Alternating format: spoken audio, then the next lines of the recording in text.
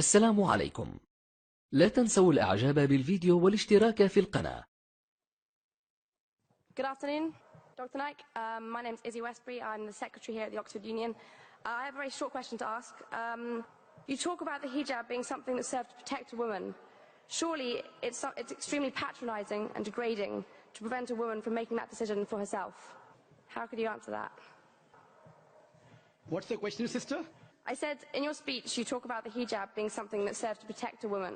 But how is it not extremely patronizing and degrading in not allowing the woman to make that decision herself? Sister posed a very good question, that when I say that hijab is required for a woman, isn't it not degrading for the woman to patronize it? Isn't it degrading? If you read the Quran and Islam has prescribed hijab. That means the woman should be covered. The only part that can be seen are the face and the hands up to the wrist. This is for the modesty. And it is not only mentioned in the Quran, it is also mentioned in the Bible. If you read the Bible, in the 1 Timothy, chapter number 2, verse number 9, it says that women should be dressed up with shamefacedness. They should be dressed up with sobriety and should not wear braided hair or gold or pearls. It's further mentioned in the 1 Corinthians, chapter number 11, verse number 5, 6. The woman that does not cover her head, then she dishonors her head. Her head should be shaved off. Anyway, I don't agree with this. I'm just quoting you from the Bible. Same way, if you go to the Vedas, it says that the woman should cover the head. So all the religious scriptures, they talk about the woman covering their head. It is for modesty. It is not to degrade the woman. And if we analyze, there was an allegation made against me saying that Dr. Zakir Naik says that if they don't wear hijab, you know, that if you wear Western clothes, there are chances the woman will be raped. It is a misquotation again. What I said, that if women wear revealing clothes, they have more chances of being raped. What I was doing, the same newspaper, Sunday Times, which spoke against me 1 year before, on the March of 9th, 2009, Sunday Times carried an article. In Britain, 1 out of 7 feel that the women who wear sexy revealing clothes, she should be hit. I'm sorry, I don't agree with it.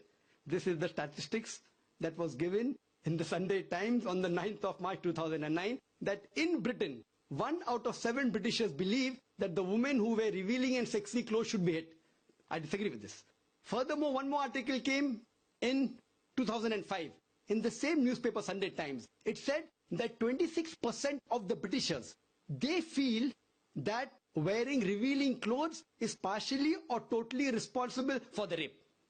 So what I say, that the more modest you are dressed up, you are respected more. So Islam has prescribed the modest hijab for the woman, not to degrade her but to uplift her. I do agree there may be cultural differences.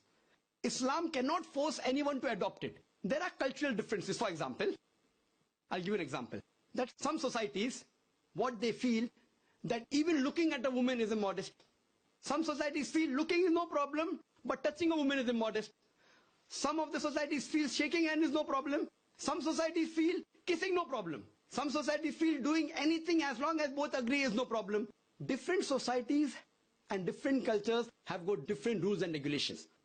When I went to America, while I was giving a talk, one of the Americans told me, "You Eastern women, you're immodest." I was shocked. So I said, "Why do you call the Eastern women immodest?"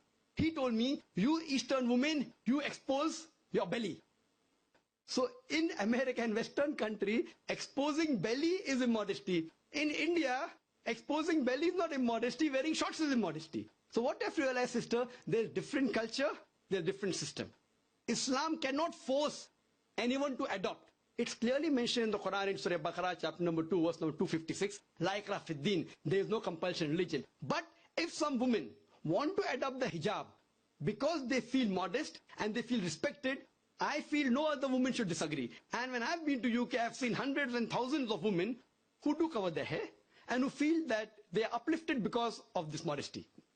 Hope that answers the question.